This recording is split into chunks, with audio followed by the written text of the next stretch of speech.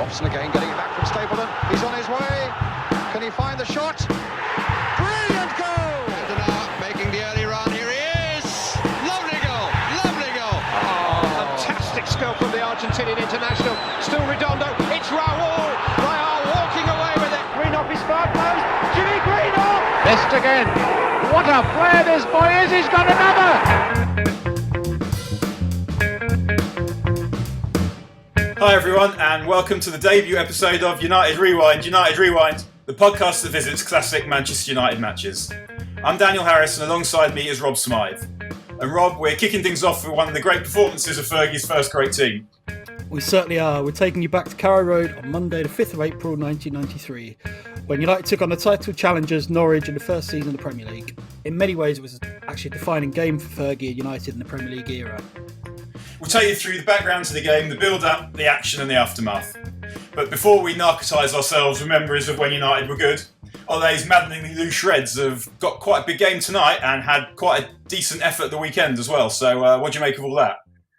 Yeah, Sunday was great, wasn't it? It was a bit of a flashback to the glory. The funny thing is, even post-Fergie, there have been quite a few 2-0 down, 3-2 wins, which have kind of brought back memories of that era. But yeah, it was great. They kind of played okay first half. 2-0 was a bit harsh, and then Cavani was fantastic. He's actually, I don't know about you, but he's better and hungry than I thought. I mean, I didn't think he would come and take the piss and just do nothing, but I didn't think he would be quite so rabid as he has been when he's come on. He's been great.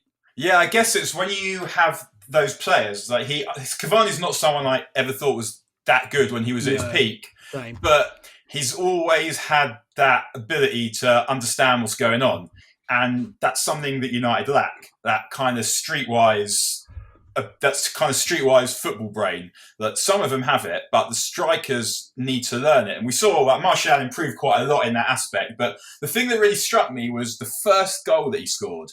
When Fernandes goes to shoot, Cavani is actually on the move when he heads it. It doesn't just come to him. It's that he understands where the ball might go, and he puts himself there while everyone else is stood still.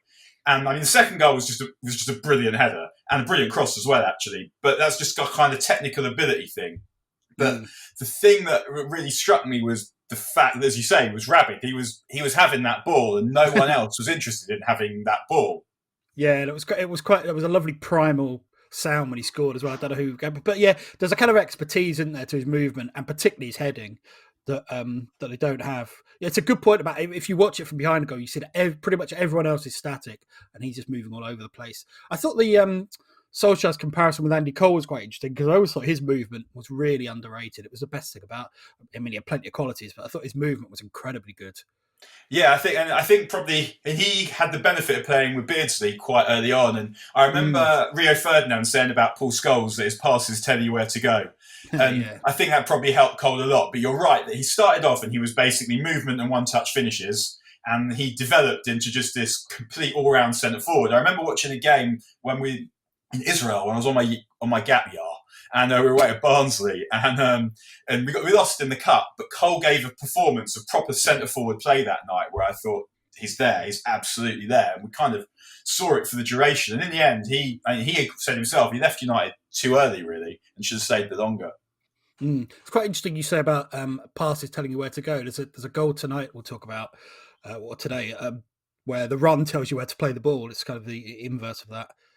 All right, enough about Southampton and PSG. Let's get into this week's classic game. United's crucial 3-1 win at Norwich in April 1993 during the title run into the very first Premier League season. Let's set the scene a little bit, what was going on. And I was looking the other day and I was looking at the charts for this week, and they're basically the absolute height of now 24 for anyone that had that tremendous opus. And so I had a look at the kind of the top 10, and at the top actually I didn't. I looked at the top 50 because I was 14 at this point. Was I 14? Yeah, I was. And where you kind of know every song in the charts, but you know the words as well. And that was kind of like the height of my chart music immersement. Is that a word? And I'm kind of wondering if the charts were actually better then. I think as we go through them, you're going to say they were better then. Or we were just young, so obviously the whole fucking world was better then. But there are two Manchester classics in the top 20. Can you name them? April 93. I got sub Ain't No Love, Ain't No Use. That was around then. Yeah, correct. Number 10. Regret, New Order. Or was that later? I remember that as being June, actually, and then I looked it up and it wasn't. It was April, so I don't know. But no. But it's not. Do you know what? You're absolutely never, ever going to get this. So I'm going to tell you. It was One Voice by the great and legendary Bill Tarmy, also known as Jack Duckworth. So let's have a, got that. Well, what else can you get? Top 20. Informer, Snow. Number 3. Shabba Rank still knocking around, Mr. Loverman. Yeah, number 4. God, I'm trying to picture now. 24.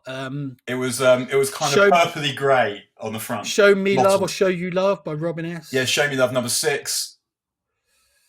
I don't know. Go on, hit me with some of the others. Okay, number 1 is Young at Heart from the Just Divorced advert, Bluebells. Oh Carolina, number 2. Informer 3, Loverman 4. You got 5, When I'm Good and Ready, Sybil, who I think also had what's her other song? She had that one. Walk On By in 1990. Is that what you're thinking of? When I'm good, not When I'm Good and Ready.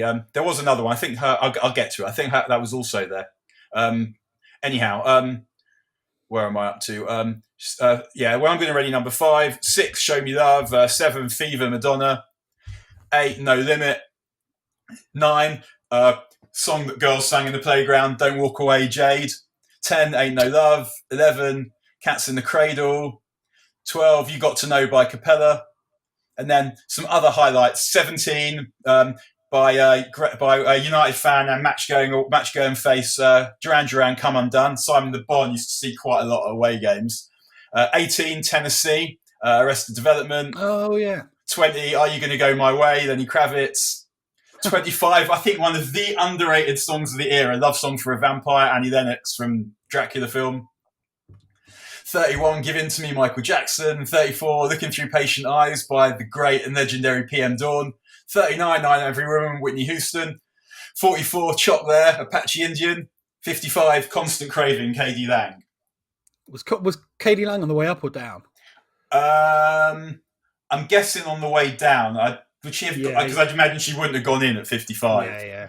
But that was also now 24. And K.D. Lang is an unbelievable vocalist. I mean, I was thinking about this. Are we just old, or is this a ridiculously high standard of chart?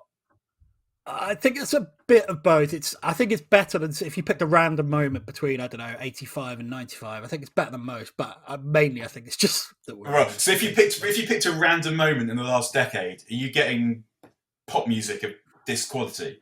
It's impossible for me to say, really. I mean, obviously, I don't think so, but I'm an old git, so I don't know. I think compared to others, there's one, funnily enough, BBC 4 are repeating a load of Top of the Pops from sort of spring 1990 at the moment, and there are some absolutely belting programs, belting charts around then. Loads of, like Happy Mondays, Adamski and everything. So that's a really golden period. I'd put that above this, but this is still pretty good, I think. For example, I'm trying to picture the charts in, say, summer 92, and I don't think it'll be anywhere near as good as this. I think it was relatively decent, but I think it's mainly just being 17, 14 in yours. Yeah. So I don't know. Anyway, TV that night. Anything particularly stand out to you?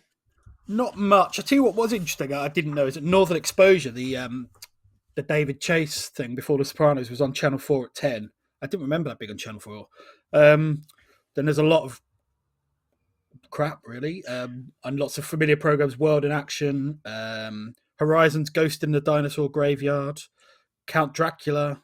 I quite enjoyed what the Times said. Cops. Waiting for God was on, and the Times called it an amiable comedy. And I guess in the way that tired and upset used to be the synonym for drunk in the papers, I felt like amiable comedy is the synonym for steaming pile of shit.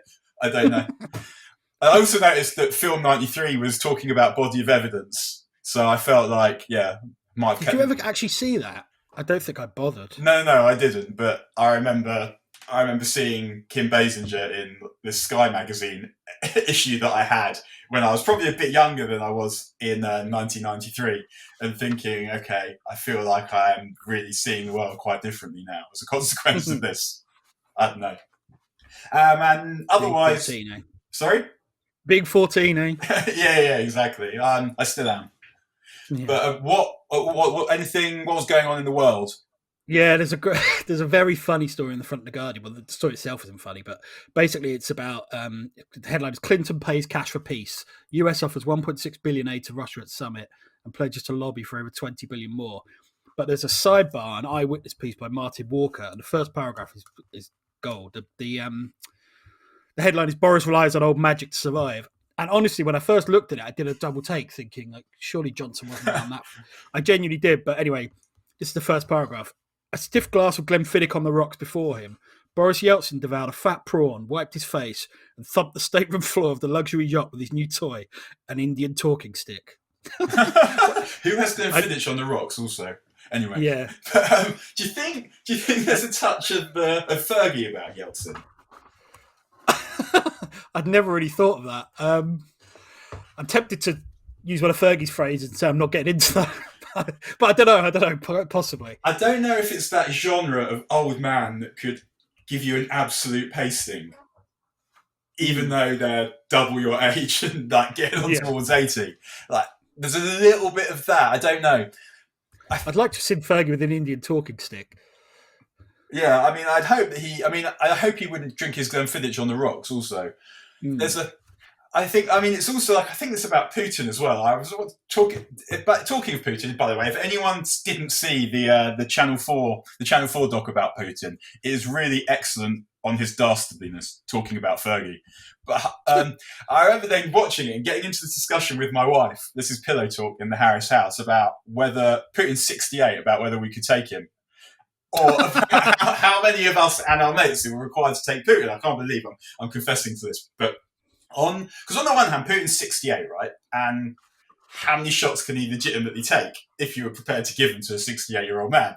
But on the other hand, he's been trained in this, that, and the other, so he's probably quite hard. Yeah, I'm not sure I'd fancy my chances, either in the short term and certainly not the long term, but I don't know. Oh, for sure. Like if you battered him, like you'd have to finish it because he would find you.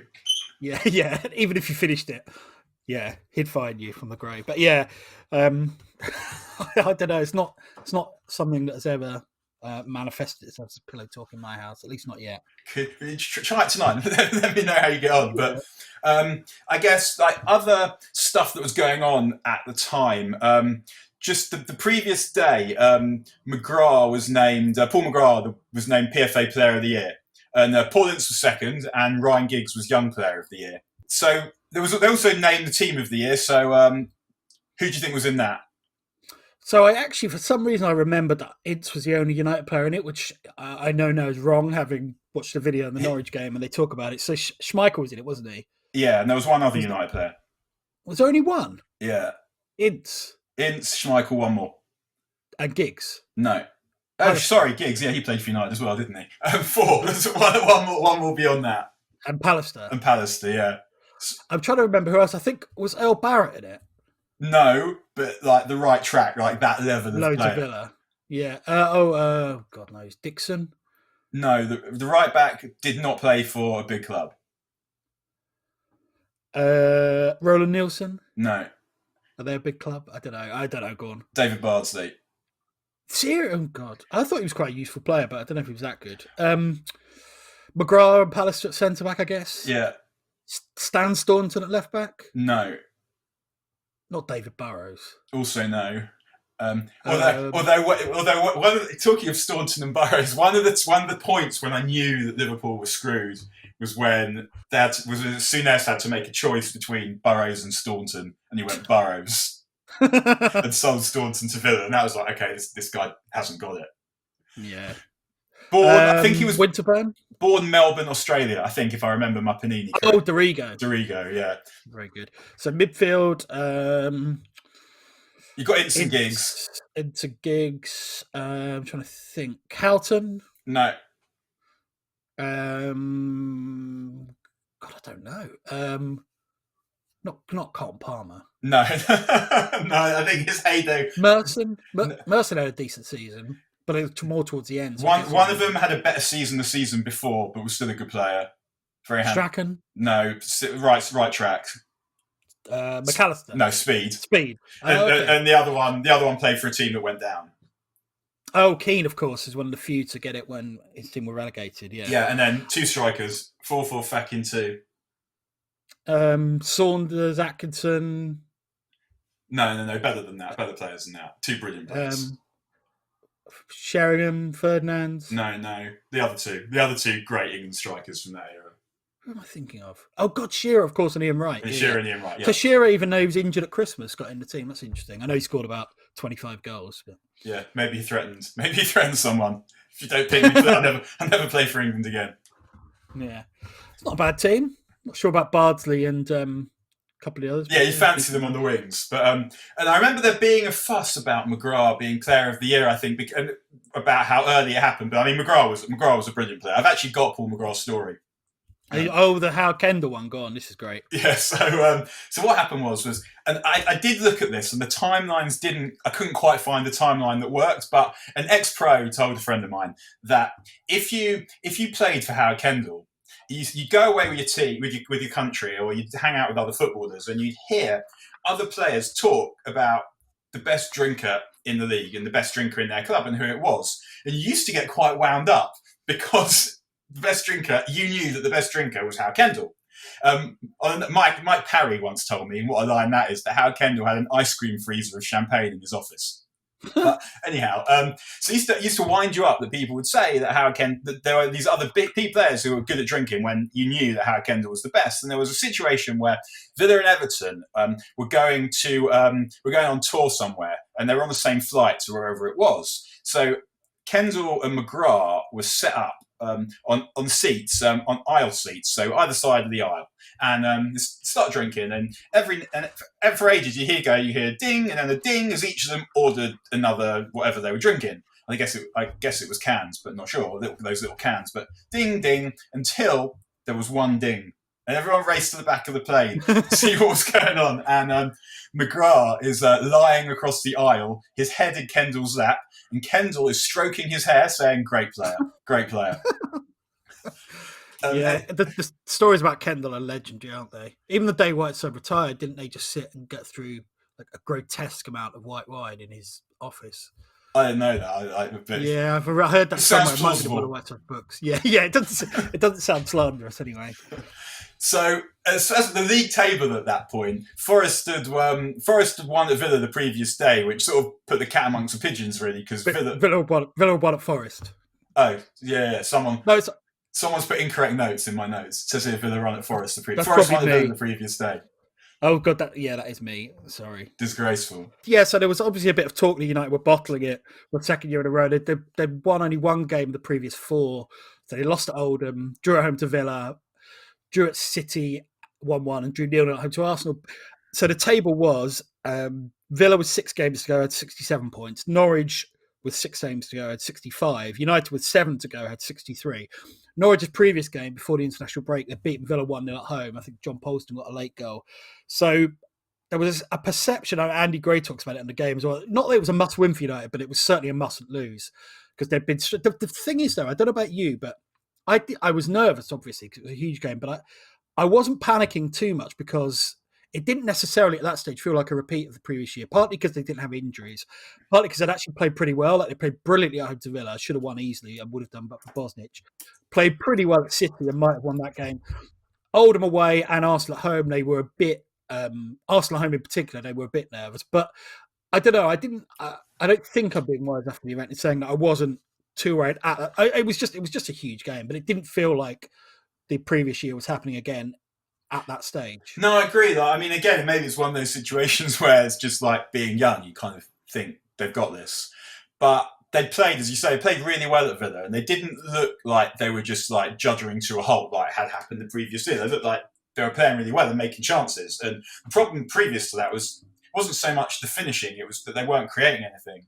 And the problem, and similar earlier in the season, like they were playing all right in games, but they weren't creating enough. And then obviously they signed Eric, and then they started to then open out everything, and they started to make chances. And as long as you're making chances, then you kind of feel like the players are good enough to start taking them. But I mean, even if they had got beaten, it might have knocked the confidence, but you wouldn't really have felt that given the competition, the league was out of reach at that point.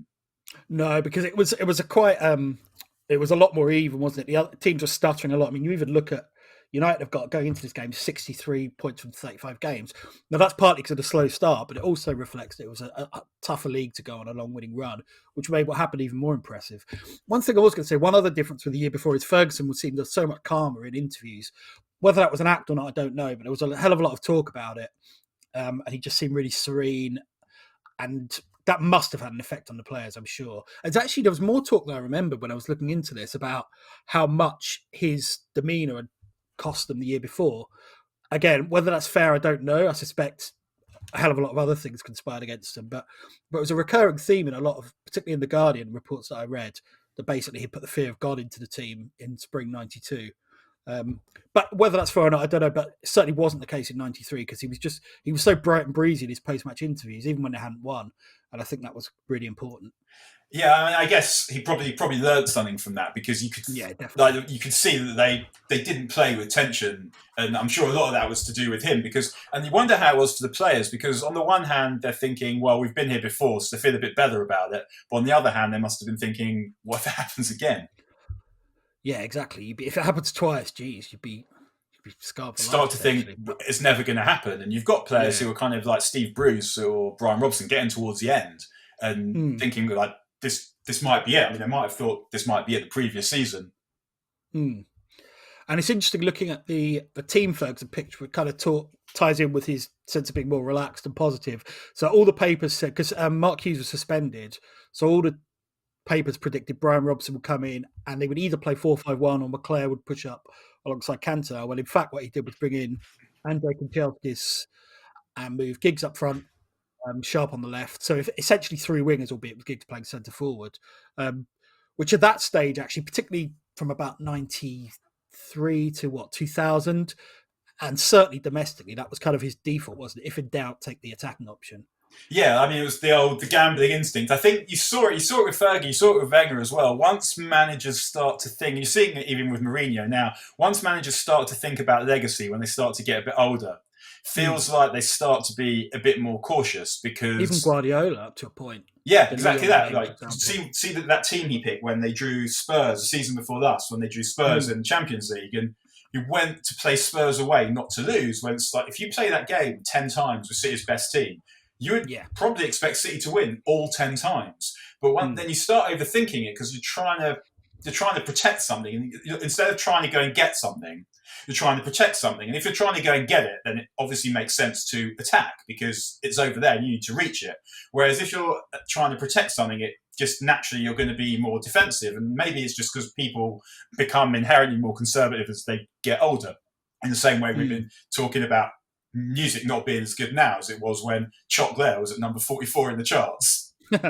The other thing I was thinking about was because the tactic of playing three wingers is quite an interesting one. I think I remember Pardew doing it at Palace when he had Punchin, Townsend and Zaha. And I wonder if it's quite difficult to defend against because you're not necessarily, if you're not sure who's going to turn up where.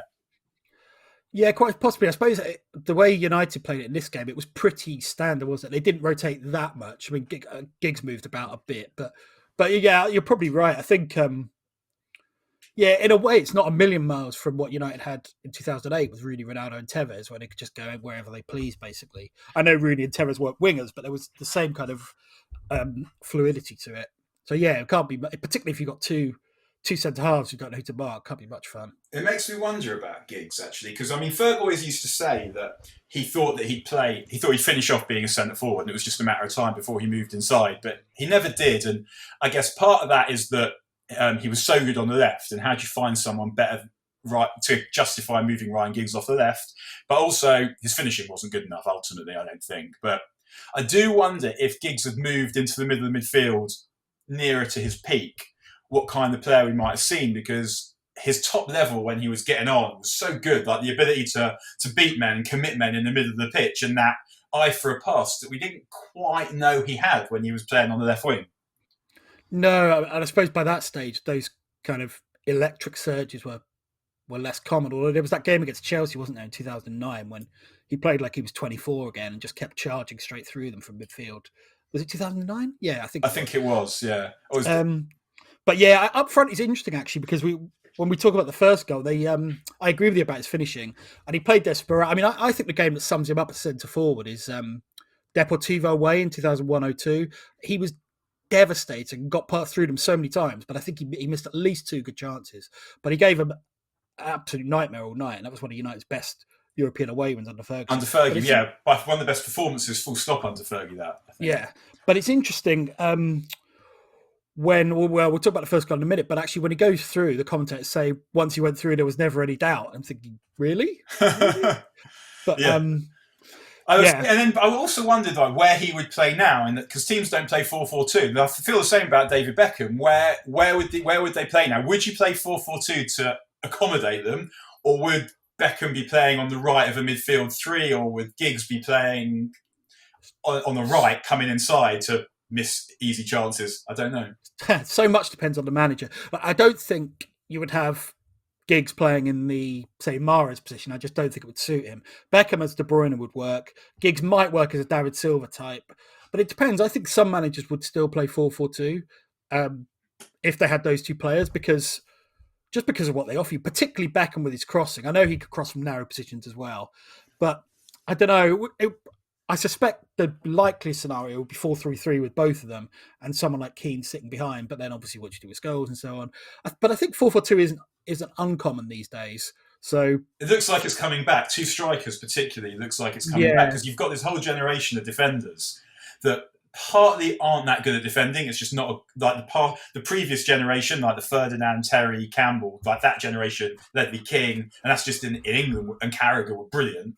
But then you've got defenders that just aren't as good, and also haven't grown up facing 2 strikers. So when you do play 2 strikers, it feels like they're finding it difficult to defend them, particularly when it's 2 all-purpose strikers who always have pace, always have skill, and that's finding it quite difficult to play against. Yeah, agreed. I think if Ferguson was still around, it wouldn't surprise me and I know it's slightly against what most top teams do now with inverted wingers and full, but it wouldn't surprise me if he had those players at their peak, he'd probably play just a 4-2-3-1. If you took the treble team or even this team, it'd probably just be what we now think of as 4-2-3-1, I think. I mean, even in 2013, basically, in home games, he played 4-4-2 because United would have all the ball, and the difficulty would be scoring goals, not stopping the opposition scoring them. So he would always play, like Rooney and Hernandez played a lot of games together in that situation. Yeah, and Rudy and Van Persie obviously as well. I completely agree. So, I mean, it's funny. One of the things I noticed when I was watching through the game was there was some amazing crowd shots of you kind of like like old men in suits and manager jackets, that kind of thing, and like United rugby shirts and a shirt and a tie to go to the game. That jacket was so ubiquitous, wasn't it? The black and red Umbro United jacket. So Fergie was wearing it as well. Loads of people seem to have that. Jonathan Alsop emailed in, and he's actually saying this is his favourite away match one of his favourite away games of all time. But he actually sent us quite an amusing anecdote. So I am going to read it when I find it. Okay, as I sat down at my desk, my boss called me into his office for a chat. He wasn't looking happy, and my heart sank as he began to tell me that he'd watched the match on telly the night before, and unknown to me, the whole Monday night televised football thing was in its infancy. The B-Sky B cameras had this habit of panning around the crowd pre-match, and thus he'd been able to observe my rather speedy recovery from what had less than 8 hours earlier been unofficially diagnosed as a stomach bug that I must have picked up over the weekend. I wore an Aztec blanket coat to matches at the time, a multicoloured affair that I thought looked on trend, but on reflection just made me look a twat, or a bit like Steve McDonald in mid-90s Corrie. Either way, it wasn't particularly difficult to pick me out in a crowd of people, and I received a well-deserved bollocking. But after I apologised, he remarked upon how much he enjoyed United's performance, and we spent the next 20 minutes chatting about the match. Something similar actually happened to me with Barcelona away in the treble season, where I was at university and I had a supervision that day. And I told the supervisor that I wasn't going to be able to make it because I was going to a wedding. Unfortunately, there was a girl in the supervision who was like posh Scottish from Borders, and her dad was like very high up in the police. And she had taken a particular shine to me when we went to our first supervision, and she says in the supervision, and I noticed on the way here that I walked past the Archaeology and Anthropology Museum, and I was wondering if maybe on a rainy day we should go and check that out. And the supervisor said, no, not really, mate, you're all right. And on the way home, we're walking back, and I said, thinking I was just being friendly, but obviously I now realised the subtext. I said, do you know how rainy it would have to be before I think about going in there? If it was raining in my room, I still wouldn't go there. And she took this not in the spirit of in the spirit of friendship, but in the spirit of you're taking the piss out of me. So she told, unbeknownst to me, I turn up at my supervision. I have the supervision with the guy on my bill because the others have had it already. And he says to me, how's the wedding? And I remember I said, thanks a lot. It was really beautiful. And he said, did it go to extra time? I was like, oh my God, you did it. You absolutely grasped me for your own pleasure as revenge for what I said about the Ark and Anth Museum. But yeah, I mean, the other thing that struck me talking about attire is Richard Keys is wearing a purple blazer. Yeah. Did you have one of those snooker table style ones? Did I fuck? There were some absolute beasts around then. I could always picture in my mind I had some gigs as well. I think it's when they win the first title, maybe. Yeah, Giggs is wearing the stripes, isn't he? Yeah. I had a mustard coloured one, made out of that snooker table material. Oh my God! I could dreadful. I could certainly defend the charts around then, but I'd struggle to defend much of the fashion. I'm trying to think what I wore. I think it was just all kind of sportswear and crap. But yeah, thankfully, I don't think I graduated to blazers at that stage.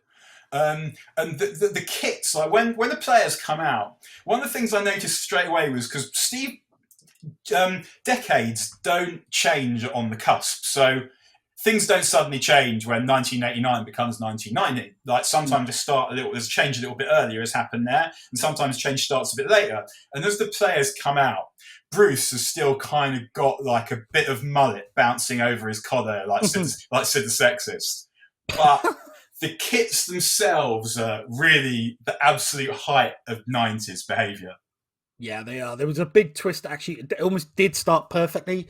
Pretty much after Italian 90, I think design people started getting a bit funky, a bit too funky. And some of the kits in the early to mid-90s were horrific. I mean, I actually quite like United's kit in this game, but Norwich's is the infamous bird shit kit. Which became a classic. Yeah, but it's not, is it? Come on. I mean, for example, the kit they had before this, the A6 one, is beautiful. I think from about 89 to 92. They had some amazing kits in the 90s. With the green stripes across the left, I think the left breast or one. But anyway, that's a beautiful. But this is not for me. It feels like these kits are responsible for I quite like United's zebra kit, especially with the black shorts. But it conjures up images in my mind of dickheads with silly facial hair and silly glasses, like busting an aneurysm, trying to design something that will later be iconic. Mm. Yeah, quite possibly. Yeah, I don't know. I'm not a huge fan of the zebra, but I know what you mean. I think this was definitely the first time when design tools got busy with their design tools and started making kind of unusual combinations for kits. Because the Italian 90 ones are generally pretty classical, I think. I mean, obviously they're not. Some people would say that the purest kits are the kind of mid to late 70s, but I actually, up to and including Italian 90, I generally like the way most kits are designed. But then it all got a bit. I loved this United kit when it came out, and I had the blue kit, and I started wearing it.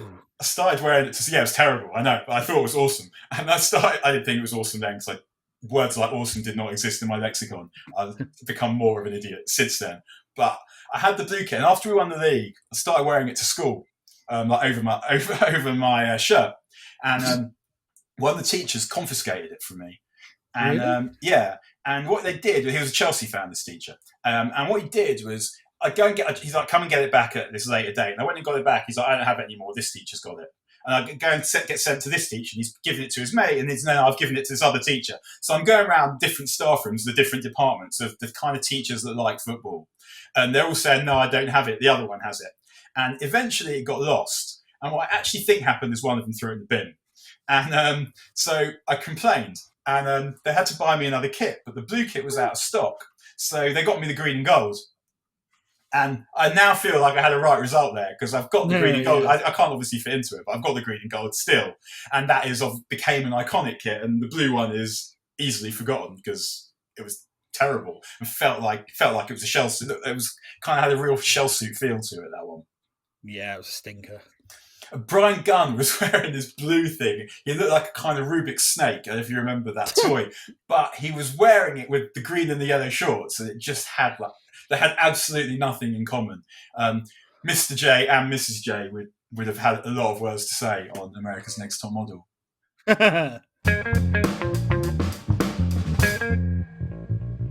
So the players come out, and United started slightly nervously. I thought, like, we got a dodgy kick from Schmeichel before, and Norwich looked pretty sharp.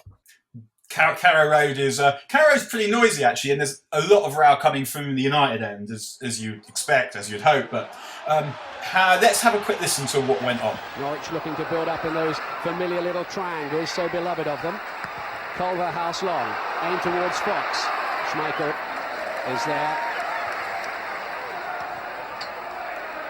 Sharp, that's nice from him. Cantona. And it's measured, the flag stays down, here's Giggs. Still Giggs, it's going to be a United goal, and Ryan Giggs puts Manchester United into the lead. Who've won only one of their last 6 league and cup games away. That's a lovely ball from Robbins for Fox. Pulls it back for Goss. Tried the first time effort and was entitled to. Ince does well. Giggs, the player, lovely movement from United. And Kanchelskis here is one-on-one. He's got Cantona square. He goes alone and he scores! Andrei Kanchelskis with a remarkable goal for Manchester United. Really has put them into the box seat now. And I just wondered when the ball was playing, I was looking for Brian Gunn. Goalkeepers were out there and they must have been only 3 or 4 yards. Look at Ince here. They've gone through again. Men in support as well. And here is Cantona, and that's 3. You can't believe this. Gunn is complaining to the linesman. He says it's offside. We have mayhem here. But Manchester United, incredibly, are 3-0 up. And Alex Ferguson is the calmest man in Carrow Road. Culverhouse. United with 9 players behind the ball. Cross for Robbins. Goal for Robbins against his old club. And the whistle's gone. United have 3 priceless points here. I absolutely love commentary. Just like hearing that commentary just gets me excited. Just particularly radio commentary, but also Sky's commentary was also pretty good in the early days. Yeah, Ian Dark's a bit underrated, I think. He was, because he did the Monday night games then, and he did some quite kind of memorable little lines here and there throughout the season. QPR away was another one. And I think his voice means quite a lot to me because he used to do the boxing on Radio 2 and Radio 5, which I listened to a lot. But I think also Andy Gray, I mean, forgetting for a second what he turned into, like obviously we're not forgetting it, but just looking at him as a commentator, I think he really changed the game. Yeah, I think he did raise the bar. It was just a level of kind of thought and analysis that probably hadn't existed too much before then. I know, like, if you talk to someone like Barry Davies, he'll say that Don Revie was his favourite co-commentator for that exact reason. But certainly when I grew up watching football in the kind of mid to late 80s, it was more kind of say what you see, whereas Gray was a little bit better. And he's kind of better at putting things into context and also slightly more opinionated as well, which I think worked far better. And there was definitely an enthusiasm. Like if you think about, say, Trevor Brooking doing it, he was quite laconic. And I was watching Brazil-France from the 86 World Cup a while ago because I was doing a retro minute by minute on it. And one of the things that was really noticeable was, I think Jimmy Hill was doing co-commentary. I can't remember. I think it was Jimmy Hill. And he only spoke 3 or 4 times a half. Yeah. They don't talk for about 10 minutes, do they? Yeah, so it wasn't a dialogue. It was every now and again, so let's see what this guy has to say. Whereas I think what you got later on was a conversation. The commentator would do the piece, there'd be a pause, and then he'd say something. You get that even in description, don't you? Because they used to be called things like expert summariser, and then they became co-commentator, which kind of reflects the difference. Yeah, and again, I was thinking when the players came out, like looking at the Norwich team, they had some interesting faces in there. Like proper Panini faces, like Gary Megson, forgotten how ginger he was, I think, because he stayed once the ginger had gone. And Ian Butterworth. But Butterworth was in the studio, wasn't he? Yeah, exactly. And David Phillips, who I kind of felt like always begrudgingly was quite handsome. And I wondered if that was the case. And then I mentioned it on Twitter, and someone referred me to a City fan who'd always had a thing for him. So felt like, okay, at least I felt like I was on point with that. And obviously they had Mark Robbins.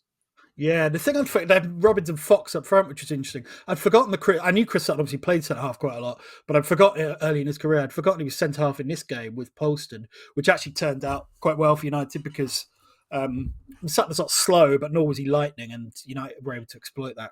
And he kind of looked like Luke Perry's hanger-on from 90210. But it's like, when you look at it now and you think, Polston and Sutton against Cantona and Giggs, and think that not a fair fight. That's not a fair fight, is it? But actually, it's interesting because Norwich started better, I thought. United were a bit nervous. First 10 minutes, there was a penalty appeal. There was nothing in it. Robbins went over. But Norwich looked quite bright and breezy. But then out of nothing, I think had a half chance in the 12th minute for Sharp after a really good play from Eric. And then they just destroyed them. 3 goals in 8 minutes. And you mentioned Mark Robbins. And I was thinking about Mark Robbins. I wonder if we'd have been in the era of the 4 strikers if Robbins would have stayed. I'm not sure. I don't think Fergie trusted him enough, rightly or wrongly, to start games. He was kind of like, I guess, like a Matsuri Solskjaer, in that he was someone. I mean, if he'd had a yard of pace, he would have been a serious player. But if you think that if he was good enough to have a career in the Premier League, would he not have been?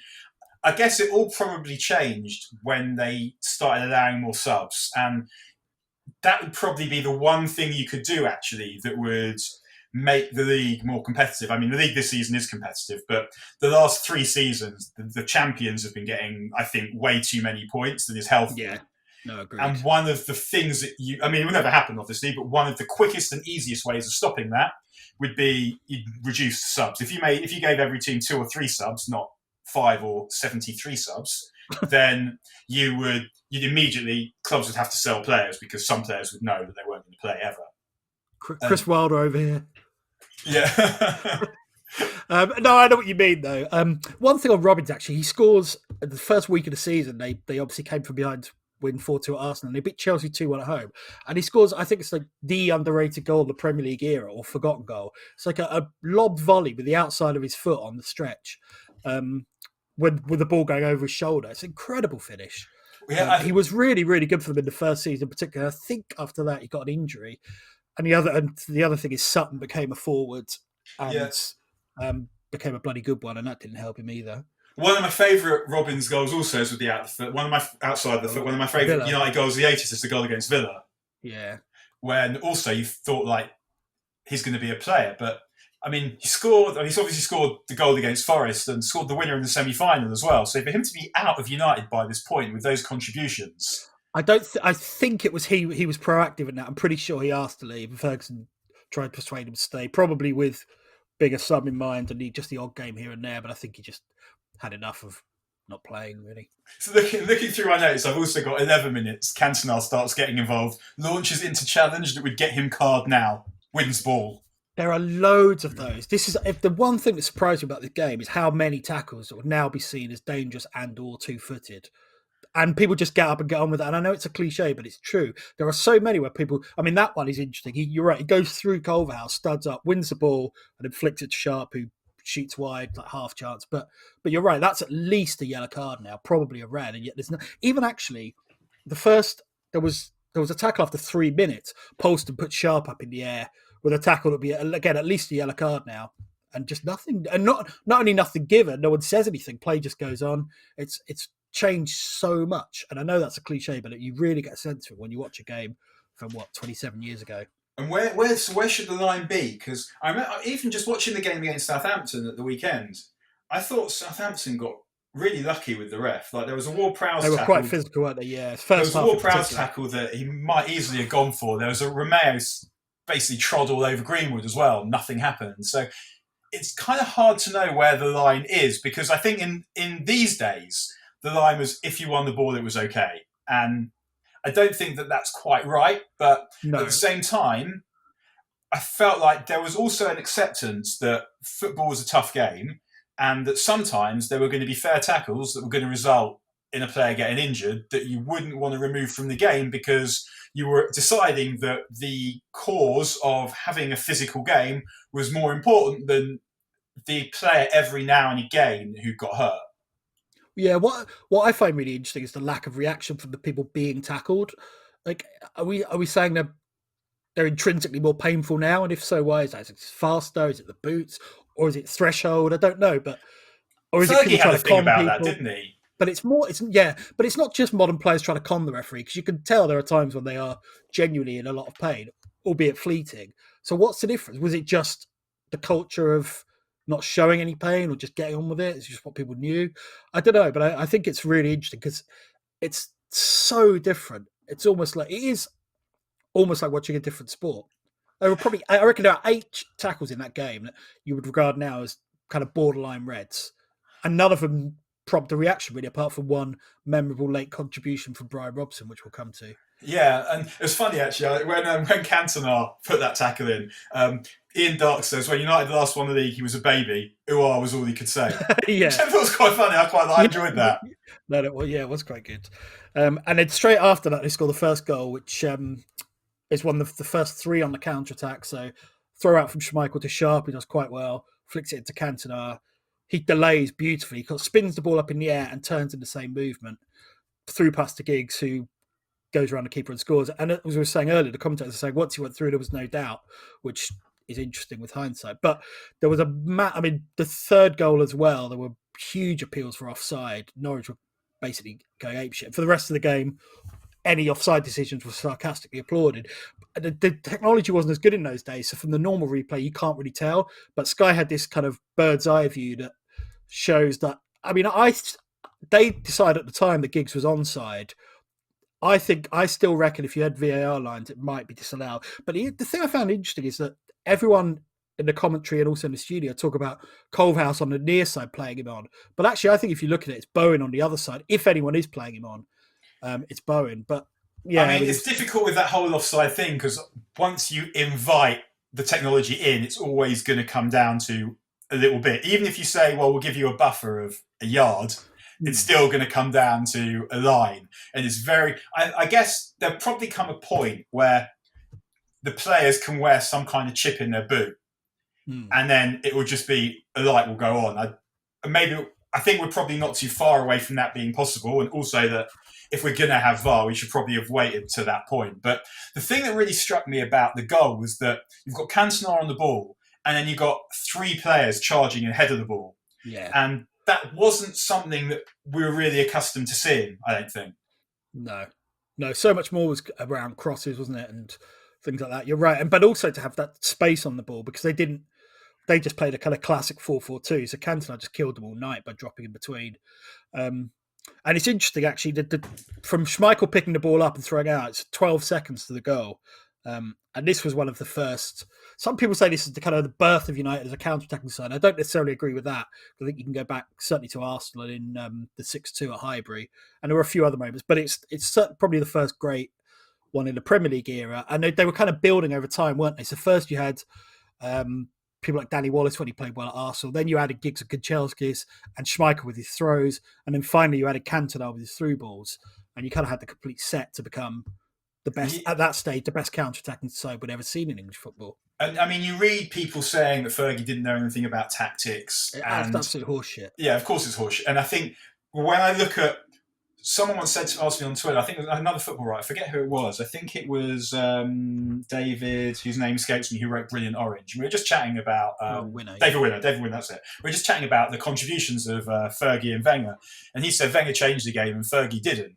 And to me, when I look at what Wenger did, one of the things I think he did was he took what Fergie already had. Like Wenger's first great team was very, very similar to United's 93-94 team, this team, where it has 2 absolute motherfuckers in midfield and had United's team had 2 fast wingers. He had 1 fast winger, and then he had 2 strikers ahead of that, and 1 playing slightly behind. And the way that they played and the way that they moved the ball was quite reminiscent of that. And I think the thing that, if I was to boil down Fergie's tactical contribution to the game to one thing, it was disability on the counter, and we're seeing it now. We're seeing it from Mourinho's Tottenham now. We're seeing it from Ole Gunnar Solskjaer's United. And what a sentence that is! Ole Gunnar Solskjaer's United. Ole Gunnar Solskjaer's United now.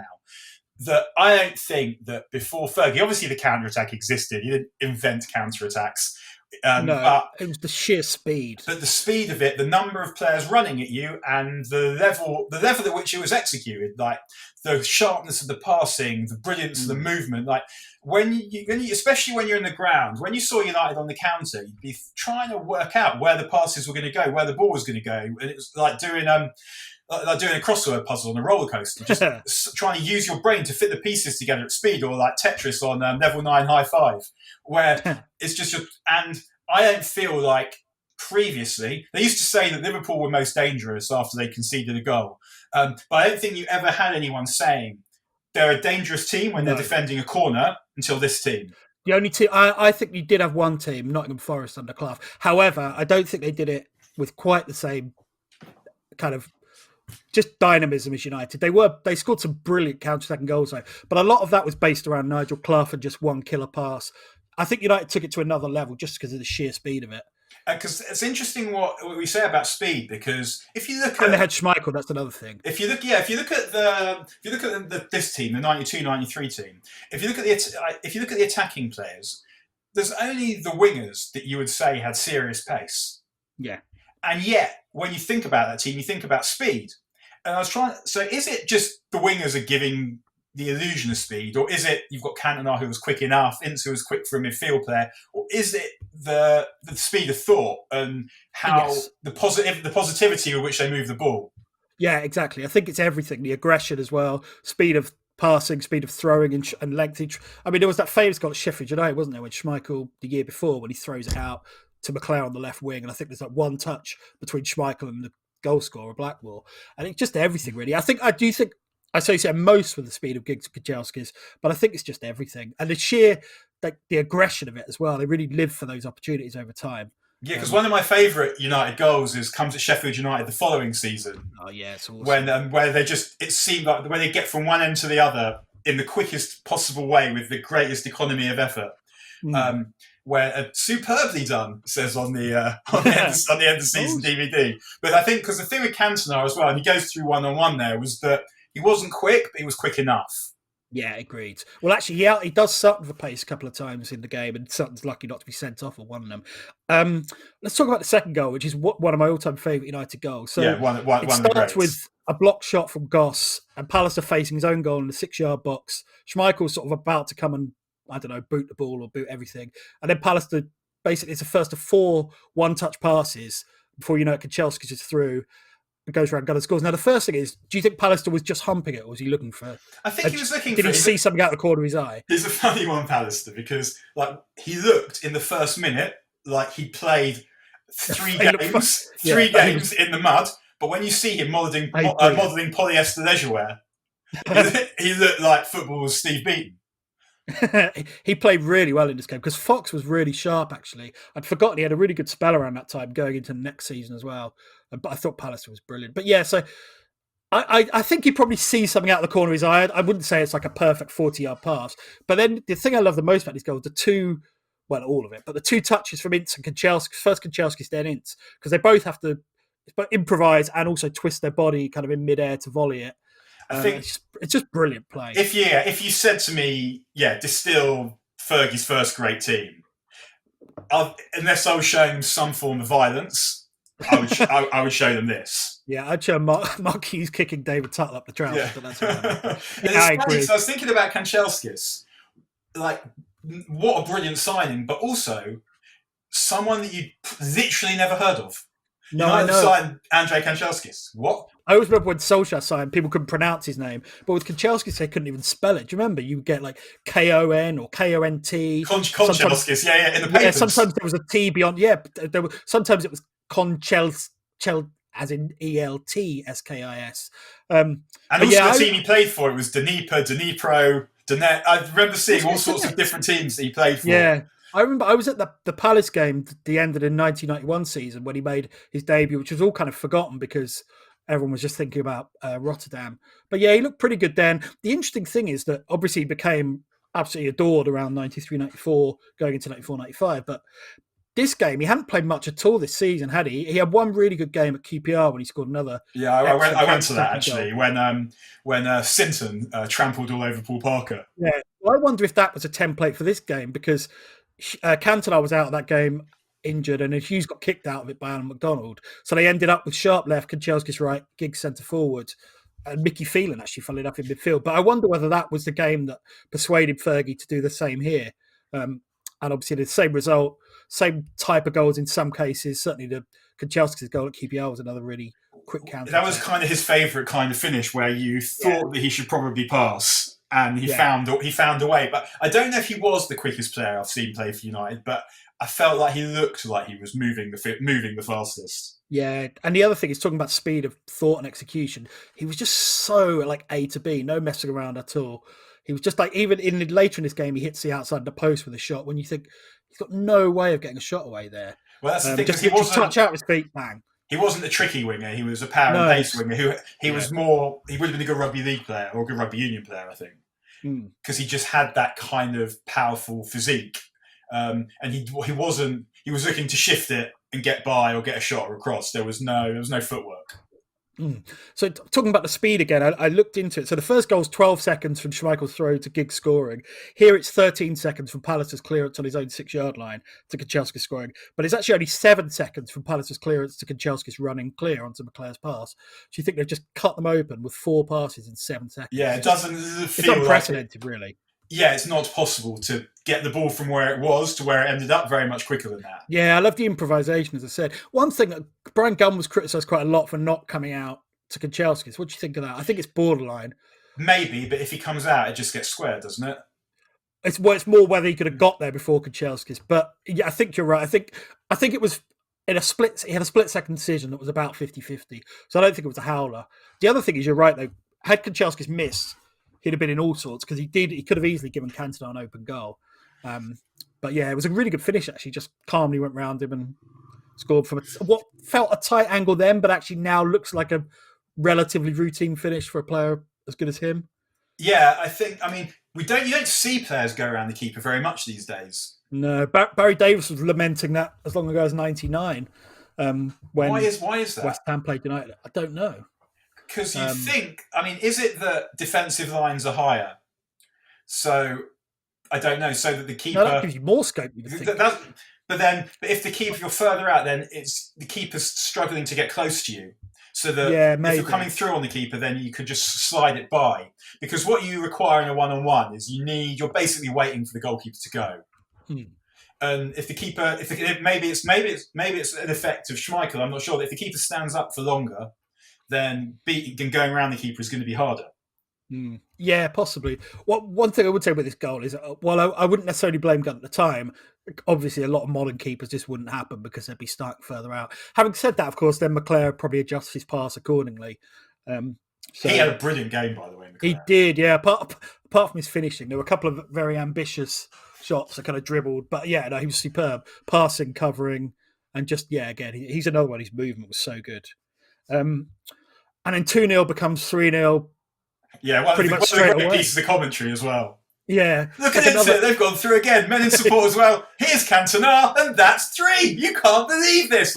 He just nails every bit of intonation, such that I'm reciting it to you however many years later, and I hope I'm getting the intonation right. I assume I'm getting the intonation right because it's sort of imprinted on my mind that it's just what he conveys so beautifully is the shock at what he's seeing and how brilliant it is just in those few words.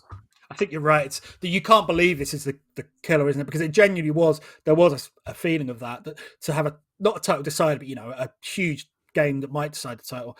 3 goals in 8 minutes, all brilliantly scored on the counter attack. I mean, this is like a one-man counter-attack from Ince. He just charges past all of them. And he goes on to say, sorry, I'll give you Ian Dark his due. Oh, yeah. He goes, they've played some sumptuous football here. And I don't know why, there's just something about the word sumptuous that feels like almost the highest level of praise you can give to football. Yeah, sumptuous, maybe delicious, but sumptuous is maybe that's a level above, yeah. It's just something, it just sort of implies something so huge and all-encompassing and feels like somehow it's like a work of art and it's taking the piss and grand and just all those things. I don't know. But yeah, go on, Paul Ince. I mean, what a player. That just sums him up, really. I think at that time, as good as Keane was, and obviously he was the most wanted player in Britain at the time, even Diego Maradona raved about it, but I think Ince was the best midfielder in the Premier League at that time. And I think it's a bit forgotten, actually, because of obviously how it ended, and then he went to Liverpool and obviously celebrate when he equalised in 1999 and so on. But I just thought he was absolutely fantastic. From about probably... Certainly from the start 91, 92. I mean, there were moments before then in 1991, but I think he really became a player, as soon as would say, in 91, 92. And then for the next 2.5 probably half years, he was just immense. I mean, I think immense. what we saw was with so him, fun. yeah, it's in that goal. He beats 3 men. And Yeah. that's something that, if you think about the United midfielders that came before and after him, who were greater than him, Robson and Keane, Yeah. No, they couldn't do that. No, and, they couldn't. And they were better players than him, but that, I guess, dynamism and explosiveness and those long, lanky legs that made him fast. But I think what's also worth pointing out is that he beats 3 men and then he finds a brilliant pass while he's falling. Yeah, so Cantona almost misses, by the way. Yeah. So not only does he manage that, and you think now about the midfielders that we've had to endure lately, and even when Fergie was winning stuff towards the end, he was basically doing it with a great defence and loads of attacking and wing options. But to go from Brian Robson to Paul Ince to Roy Keane, from 1981 to 2005, like a generation where United have had the best midfielder in the league by far for that whole period is unbelievable. Yeah, and I'd forgotten, actually. I don't know if you mentioned it earlier, that Ince came second to Maguire in the Player of the Year. I knew he was in the Team of the Year, and I'm pretty sure he was United's Player of the Year. But yeah, and he wasn't. It wasn't. People think of him as snapping and tackling and everything, but I think his positional play was good as well. He was incredibly determined, particularly in big games. I mean, I watched recently for something else, England Argentina in '98, and he's past his best then as well. But he's absolutely immense against Varane and particularly Ortega. He was also brilliant in the Italy game where they drew to qualify.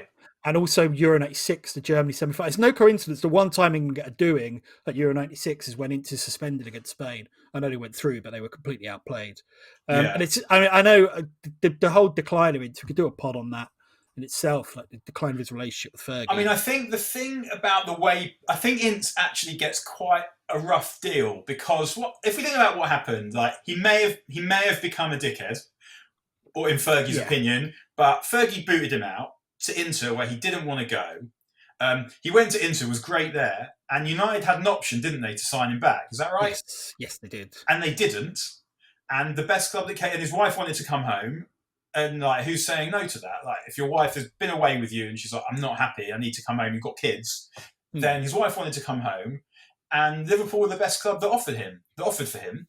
And so I understand why you might have wanted him to say, I'm not playing for Liverpool, but he put himself above football rivalry, which I might not do. But a football player, why would a football player not do that? I mean, I felt wronged at the time, but looking at it now, he wanted to go to Liverpool. And then before United played Liverpool, Fergie deliberately slagged him off so that the next night you've got the whole of Old Trafford going, Charlie, Charlie, what's the score? To one of United's greatest players of the decade, who had been so instrumental in all the amazing things that had happened. You can understand why he then celebrated that equaliser like a lunatic. Oh, yeah, totally. The only thing in Fergie's defence is that he wouldn't have known the timing of that documentary coming out, would he? Because it was the conversation is before the 1-1 draw in April '98. It's on that Fergie story, and then it comes out. I mean, he might have known roughly when it was coming out, and he'd have known it would become aware of it. But I don't think it was deliberately timed within a day before a game or anything. Yeah, it's funny, like, if we see United obviously 3-0 up now, then they say that later on that in 83-84, Norwich came back from 3-0 down with 15 minutes to go to draw with United. And that struck me, partly because you'd also heard a bit of Are You Watching Big Fat Ron? That kind of behaviour is just absolutely classic Big Ron United. 3-0 down and is that losing. True? They say it in I commentary. mean, no, yeah. To me, the results that sum up Big Run United are the 2 consecutive away defeats from 2-0 down, 2-0 up at Forest and Sunderland a year later. But I didn't know the Norwich one. But I mean, I'm not saying it's not. I just don't remember it. I also remember that same 83-84 season. One of the first football matches I remember was when the day that Liverpool lost to Stoke and United could have stolen a march on them. Because I think of all the big run leagues, obviously the 86 one, 86 they didn't actually get close in the end, but 83-84 they were there towards the end of the season. Finished 4th in a 2-horse race. Yeah, exactly. 83-84 in a 1-horse race even.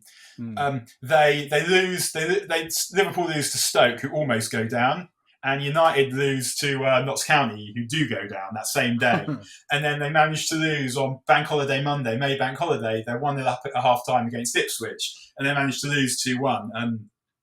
Mitch Davray and Alan Sunderland score, and it was the last time United lost a game from Old Trafford that they were winning at half time. Oh, was then. But I've just checked, and they did draw 3-3 with Norwich, Whiteside 2, Stapleton. But in a lot of ways, I felt like this game marked not the beginning of the Fergie era, because I think we can go further back to that, to the Arsenal game that you talked about before. But when there's a big game, they go all out and they absolutely take it off the set. Yeah, no, agreed. And one thing that's interesting is that it ends obviously 3-0 up after 22 minutes, ends 3-1, Robin scores after an hour. But actually, there's never not only is there never any sense that Norwich are going to come back, United could have easily, and it's no exaggeration, scored 6 or 7. Kanchelskis hits the post, Ince hits the bar. There's one brilliant piece of play from Cantona where he flips the ball over, I think it's Sutton, moves away from another, plays sharp in, and he misses a sitter. That could have been 4-0 after half an hour. It was just a brilliant performance. And actually, Norwich didn't throw the towel in or anything. They were still quite perky in attack, but United just kind of kept them at arm's length really comfortably, I thought. Yeah, there was a good tussle with Sutton and Eric, where Eric muscles Sutton off the ball, so Sutton hauls him down. And as he falls, Eric does one of those classic, like sort of double-footed fall kicks where everyone knows what's gone on, but it's done in such a way that you could never really pin it on him as anything kind of deliberate. And so Sutton loses it, and Eric is obviously as perturbed as you would expect him to be by Chris Sutton. I mean, Eric is absolutely immense in this game. So many dangerous through balls, and actually 3 or 4 solo runs as well, that either end with a shot that's saved or a through past someone. The one thing I find interesting, everyone talks so much about his broader impact, the impact he had on the dressing room and confidence and swagger and everyone's training. Sometimes actually people forget to talk about just the simple brilliance of his football, goals and assists. He was so far ahead of anyone else at that time. When you needed them also. Yeah, exactly. He had timing, and there aren't that many players who not only do their own thing, but they elevate everything else around them. And I'm not talking, obviously, like the kind of examples of the training, and like somehow he taught people in England that you needed to practice, and if you practiced, you improved. I mean, what a revelation. Like, imagine the state of English football that training a bit harder and practicing a bit longer was revelatory. Like Wenger and the healthy diet. Yeah. No one had thought of this before. No one had considered that not having 30 pints wouldn't. Yeah, it is funny when you see these improvements. Like, I think about it in cricket as well. Like when someone takes a shot to the boundary, they're playing cricket for 250 years before someone realised that if 2 players chase a ball, one can flick it up to the other and you get it back quickly. You get it back quicker. It always fascinates me what will come next, because clearly evolution being what it is, we'll look back on this era as being archaic as well. So you kind of wonder where it can go, but I guess that's the whole point of it. You don't know. One of the other notes I noticed in the first half was when they talk about the Grand National that never was, where I remember the name of the horse and I forgot Echenesse, where Echenesse wins the Grand National only to discover that it's a false start. But the interview with the jockey was one of the most haunting things I ever saw. Where I don't remember that. I remember the Grand National, obviously, but not. He thinks he's won the Grand National, and he discovers that he hasn't, and he does not in any way see the funny side. Oh dear! It's devastating, because obviously it wasn't one of your Frankie Dettoris of this world, or whatever. Like, wasn't someone who had won loads of big stuff. It was a guy who rode a not fancied horse, and then the moment just vanishes in front of him. It's absolutely fucking devastating. Geez, that's not. It sounds like Jeff Shreves and Ivanovic when he told him he was out of the final. Yeah. One quick thing to clear up, actually, there was a lot of talk also about the third goal being offside, but that was definitely not. They showed the bird's eye view where Cantona's behind both Ince and a Norwich player, I think Sutton.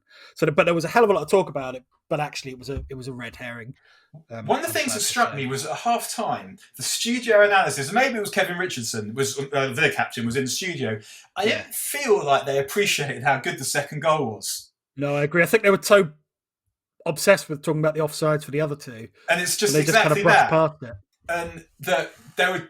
It's kind of weird that when you spend too long focusing on the application of the laws of the game than the actual game itself. No one fell, and it's the same. One of the reasons why I was totally opposed to VAR from the beginning is that if no one fell in love with football because of the effective application of a legal system.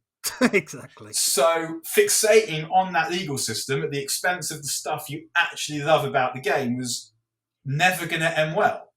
And I felt like that during that game. You just seemed like, and obviously I'm biased, but what to me is one of the greatest goals you've ever seen, and really different to most of the other goals you've ever seen. And you're arguing about whether it was offside or not, whether a naked eye can see two things looking at a different thing with each eye, so something that is impossible, and arguing about that rather than just like enjoying the fucking football. I don't know. No, exactly. Actually, one thing I should name the linesman, Mike Bullivant. Fair play to him because he was getting pelters all game. So much so that even at half time, when United switched to the other end, Fergie shouts across to Pallister, points at the linesman and says, "Watch the offside." So even he didn't trust him, which is a bit harsh. Must be weird in that kind of game when you because he doesn't know for certain whether he's got it right or not, and he's getting dog's abuse for two decisions in a huge game, and it's probably not until the end of the game that he can get validation one way or another. Yeah, you're feeling massive self-doubt. It's like what Tony Adams said about George Graham, like the fact that George Graham coached appealing for offside. It's one of the greatest things ever. But he coached them not to say offside. They'd all put their hand up and go lino, as in it's inevitable, it's definite, it's already happened, it's a fact. Yeah. It's not an appeal, it's like just FYI. Like Shane Warne when he appealed. Yeah, exactly, yeah, he's dead. Yeah. KP told me that sorry, that's a terrible name drop. But that you would hit Warne for 6 and he would convince you into thinking you made a mistake. Like he'd bowl you a long hop, you'd smack it for 6, and Warne would be like, oh, can't believe it. If he missed that, he was dead.